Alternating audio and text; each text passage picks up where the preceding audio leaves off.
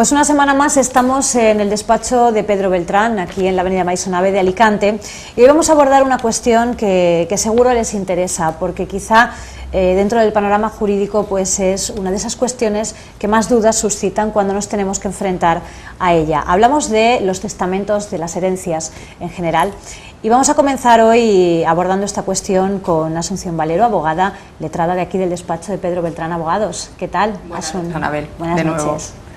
Bueno, pues quizá un poco, como comentaban los telespectadores, es una cuestión que es compleja y que aborda, bueno, pues que suscita muchas dudas. Sí, efectivamente. En primer lugar, vamos a comenzar hablando un poco del testamento. ¿Qué es un testamento? Bueno, el testamento todo el mundo lo conoce, pero lo podríamos resumir de alguna forma, Anabel, es un documento mediante el cual una persona, en este caso testador, dispone de sus bienes, o sea, todos los bienes que tiene, para entregárselos a otras personas, pero a su fallecimiento.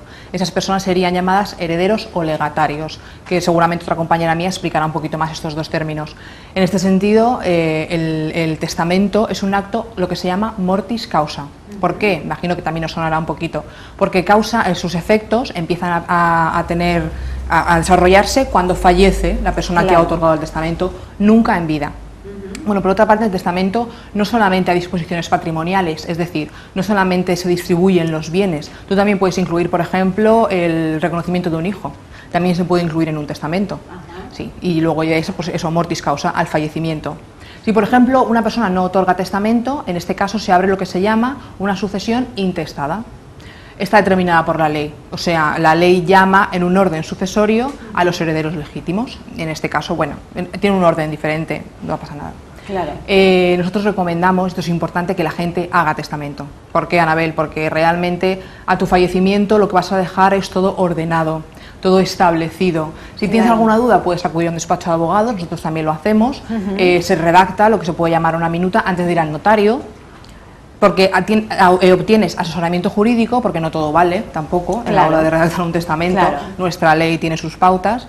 Y sobre todo por eso, porque luego a la hora de distribuir la masa hereditaria, si no hay testamento que esté todo atado, todo ordenado, los posibles herederos se pueden encontrar con muchos problemas, empiezan los litigios y aparte que son costosos, o sea, no son gratis. Son problemas largos y costosos.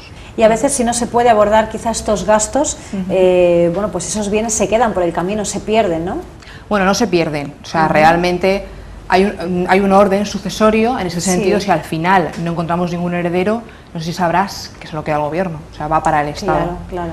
Pero bueno, eso es otra cuestión. Exactamente. Puede ocurrir que redactemos un testamento y unos años después nos arrepintamos y queramos cambiarlo. Esto se puede hacer, sí, ¿verdad? El testamento es un acto totalmente revocable, o sea, esencialmente revocable.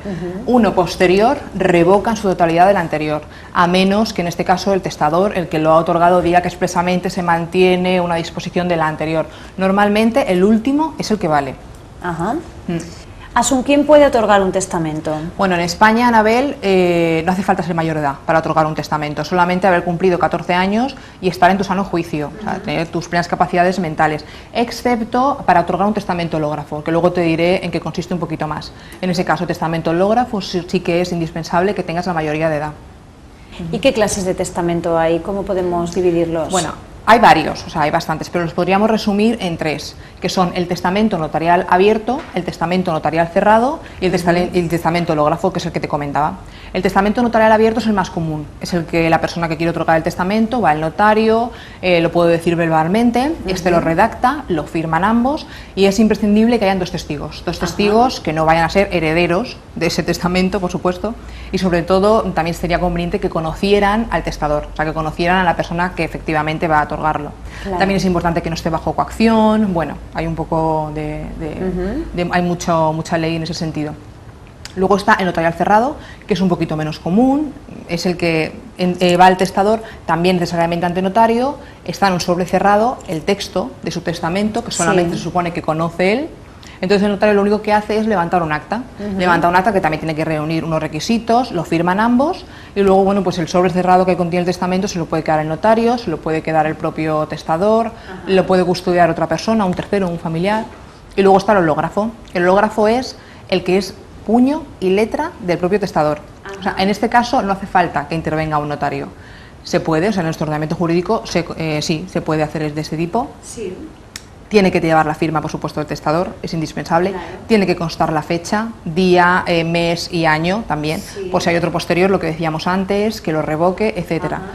Y luego tiene que ser protocolizado por un juzgado de primera instancia. O sea, también tiene su Tiene su procedimiento, trámite, sí. claro. Y tiene que ser protocolizado en 5 años después del fallecimiento, si no caducaría, o sea, se Claro. quedaría sin efecto. Claro. Básicamente son esos 3. Hay más, pero bueno, básicamente son esos. Son quizá los más comunes. Sí, Los que bueno, sí, el más común es el típico de vas al notario, Ajá. lo dices, que por cierto nosotros lo que ayudamos es también a redactar esa minuta antes de ir al Claro, notario, que claro. el notario lo puede hacer perfectamente, pero lo asesoramos previamente. Y si el testador es extranjero, se complican las cosas. Me imagino que aquí entran en conflicto Sí. otras cuestiones, ¿no? Si el testador es extranjero, aquí en España normalmente, bueno, tiene que ser así, el testamento lleva la forma de nuestra ley, la ley española. Ajá. Pero claro, a la hora de dividir los bienes se aplica la ley nacional Ajá. del causante, si es inglés, alemán, austriaco. Claro. En ese sentido es imprescindible que esté en 2 idiomas, o sea, no basta solamente con uno. Antes a lo mejor con que fuese un intérprete bastaba. Claro. Ahora es obligatorio que esté en 2 idiomas, español y el idioma nativo de la persona que va a otorgar el testamento, para que no haya confusión de ningún tipo. Normalmente suele venir en 2 columnas, Sí. una español y luego el otro idioma. Y luego, bueno, realmente en la práctica nosotros ayudamos mucho, ya te digo, por el hecho de que podemos facilitar en varios idiomas, asesoramiento jurídico, pero en la práctica vas al notario, entonces el notario, que conocer la ley nacional del causante, del testador. Claro, porque el notario dice, yo me tengo que estudiar esto porque no te lo voy a firmar. Claro. Claro. Hagas la ley, por ejemplo, en Inglaterra, ellos no contemplan la legítima, que luego creo que va a explicar una compañera mía. La persona que testa puede dejar sus bienes a quien le dé la A gana, quien quiera. no como aquí que estamos obligados. Bueno, en fin, Sí, sí, sí, que lo sí. conocerás un poquito. Sí, ¿no? sí, En claro. Alemania, la ley nacional de Alemania es bastante compleja, o sea, muy compleja. Claro, vas al notario y eso son trabas para la firma de un testamento. Claro. Pero bueno, en cualquier caso, nosotros damos mucho asesoramiento en este sentido y facilitamos mucho las cosas, y eso es verdad. En esos momentos la verdad es que lo único que buscas es ese asesoramiento y realmente que este trámite que a veces se convierte un poco farragoso, tenerlo mucho más fácil. De hecho, fácil, además ¿no? Y está esa muy es de vuestra actualidad. labor. Está muy de actualidad, creo que recientemente se ha hecho, creo que es una ponencia a nivel de materia de sucesiones en Europa para unificar criterios, porque está todo un poco bastante dividido. Claro. En la práctica debe ser un poquito más fácil. Muy bien, pues continuamos ahondando en este tema. Gracias, Asun, por A tu ti, Anabel. aportación. Muchas gracias.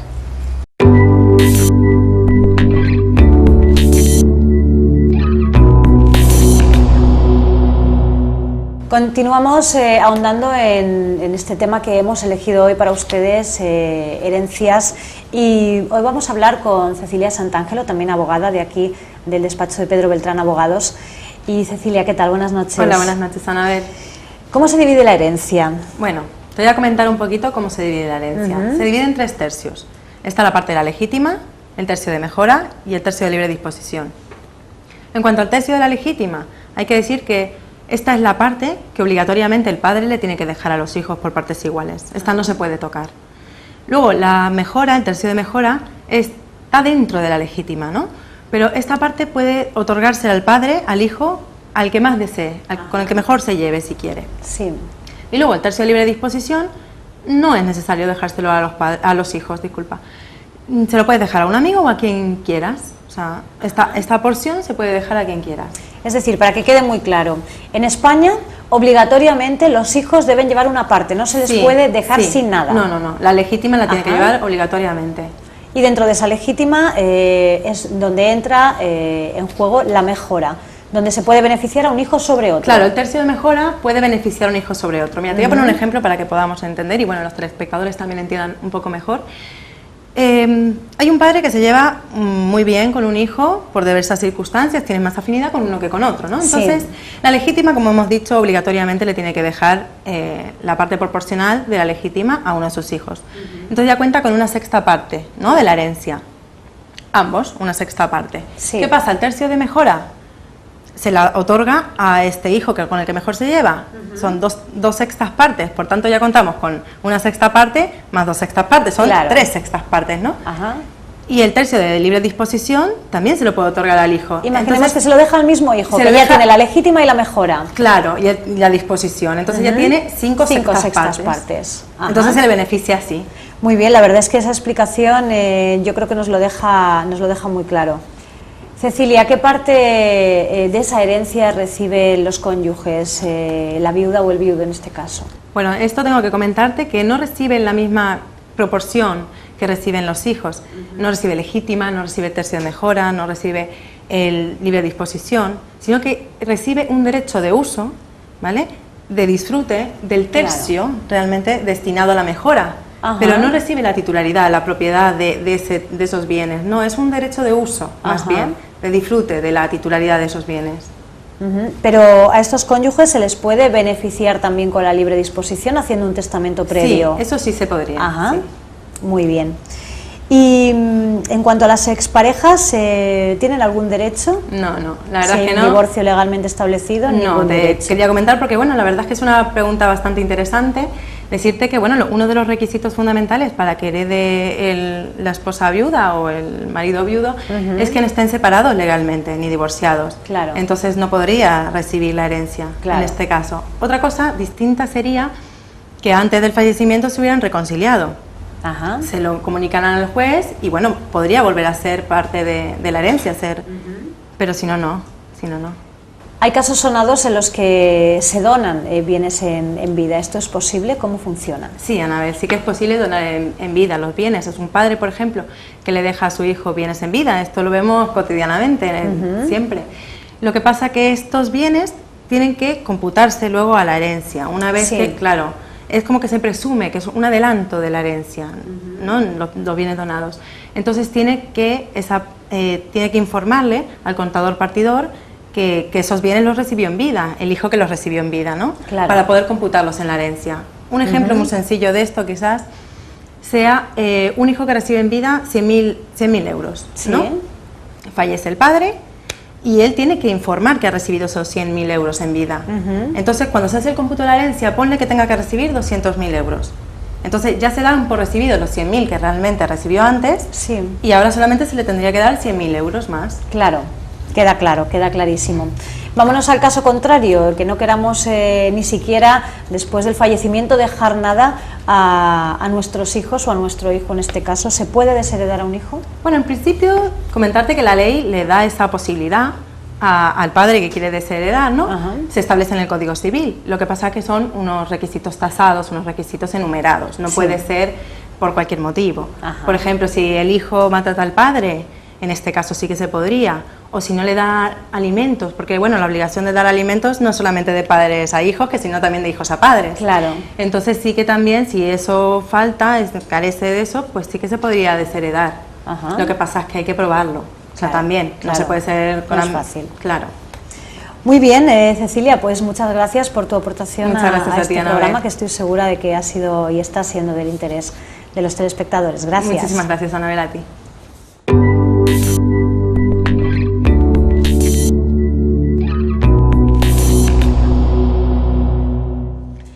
Seguimos y en este caso estamos con Victoria Yarmoluk, que es otra de las letradas del despacho de Pedro Beltrán Abogados, y seguimos hablando de herencias y de testamentos, y en este caso y en este momento lo vamos a hacer sobre los problemas que acaecen después, una vez que se abren estos testamentos. Victoria, ¿qué tal? Hola, buenas noches, Anabel. Gracias por venir. Bueno, pues nunca podemos decir que muchas veces el testamento no soluciona todos los problemas, porque esos problemas vienen después, cuando quienes están implicados en ese testamento, pues por la razón que sea, no están de acuerdo con su contenido. ¿Existe la posibilidad de impugnar un testamento en caso de que las partes no estén de acuerdo con él? Sí, Anabel, como han dicho mis compañeras antes, el testamento realmente sirve para dividir los activos, los bienes de una persona fallecida, y es legalmente obligatorio que el testamento esté correctamente creado y ejecutado. Hay ocasiones cuando el testamento puede ser impugnado, pero por razones también tasadas, porque no puede ser impugnado simplemente porque una persona no esté de acuerdo con las disposiciones o piense que la propiedad podría haber sido distribuida de otra manera. Hay razones concretas que bueno, empezando ahora que se me ocurre, defectos por ejemplo de forma, de testamento, que incluyen falta de traducción, por ejemplo, si está escrito en un idioma, como decía mi compañera Son, que debería estar siempre escrito en los dos idiomas si el testador es de otra nacionalidad. Sí. Falta de testigos, también que debe haber siempre dos testigos. Y luego existen defectos de capacidad, porque en aquel momento que la persona que otorgó el testamento pues podría haber padecido una enfermedad mental, claro, un trastorno. Aquí en estos casos hablamos más de enfermedades mentales que físicas, porque aunque una persona puede estar destrozada, muy enferma, pero rigen perfectamente sus facultades mentales, pues puede otorgar perfectamente un testamento. En el lenguaje jurídico existe un concepto de preterición que hace referencia a supuestos cuando el testador, la persona que otorga el testamento, entre comillas, olvida de ciertas personas y otorga el testamento a favor de otras personas. Aquí en el despacho hemos tenido un caso bastante curioso de un hombre que se casó por segunda vez. Sí. Y al fallecer pues dejó toda su propiedad, todos sus bienes a su segunda mujer. Tenía un hijo, pero lo dejó totalmente fuera del testamento. La relación entre el padre y el hijo tampoco era muy buena y el hijo ni siquiera sabía de su muerte. Fue en un momento de unas navidades cuando el hijo llamó al padre y se enteró de que ella había fallecido. En este tiempo, ¿qué pasa? Que a la segunda mujer le dio tiempo a inscribir los bienes en el registro de la propiedad e incluso venderlos. Claro. Entonces el hijo se quedó sin nada. Era una situación bastante triste. Entonces, pues en este caso el hijo acude a nuestro despacho y presentamos una demanda de impugnación de testamento. Aquí claramente hay un vicio, hay un supuesto en que pues el padre claramente olvidó, entre comillas, no mencionó al hijo. Y bueno, este testamento hay que impugnarlo.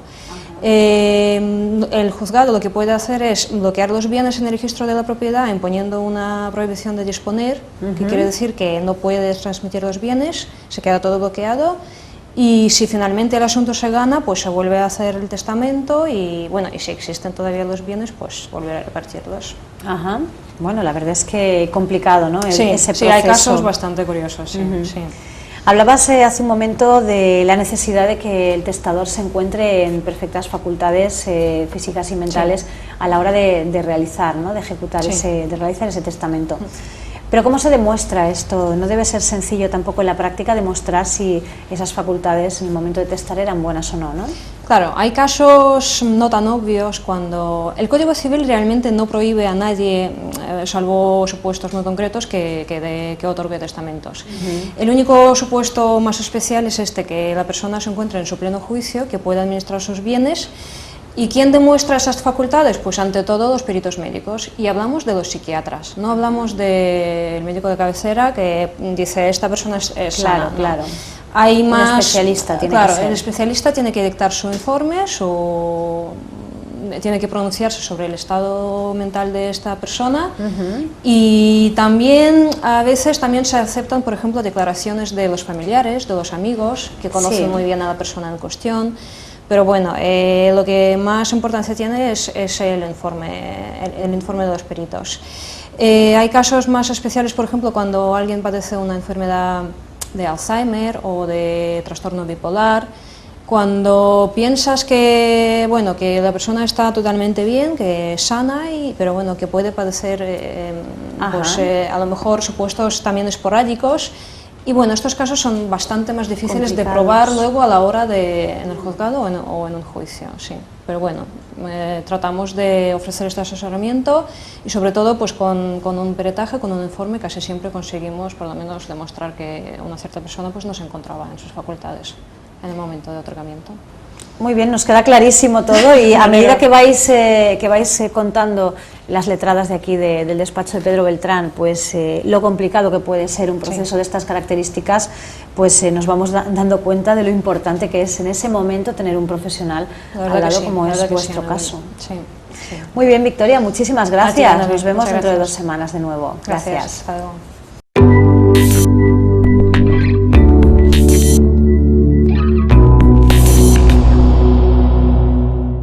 Pues antes de finalizar lo hacemos como cada semana con Pedro Beltrán. Y a mí me gustaría, Pedro, buenas noches. ¿Qué Buenas tal? noches, Anabel, gracias por venir al despacho, muchas gracias. Me encantaría que me contaras, pues bueno, en la medida de lo posible, casos que hayáis tenido curiosos, que me imagino que habrá muchísimos aquí en el despacho, relacionados con el tema que nos ocupa hoy, las herencias. Uy, muchísimos. Tendríamos para 3 o 4 programas, además muy divertidos para los telespectadores. Claro. Empezaría con el caso que ha comentado mi compañera Victoria, ampliando un poquito más la información. En este caso se trataba de un hombre que en segundo matrimonio, el hijo era del primer matrimonio. Se había casado con una mujer 35 años más joven. La mujer, segunda mujer, era más joven que el primer hijo, cosa que pasa bastantes veces. El hijo efectivamente no tenía mucha relación con el padre, se entera después, y entonces esta segunda mujer, que yo no voy a decir que se hubiera casado por el dinero, bueno, puede ser. Cada uno que saque sus conclusiones, Cada ¿no, uno Pedro? puede sacar sus conclusiones, además no estamos mencionando nombres en cualquier caso.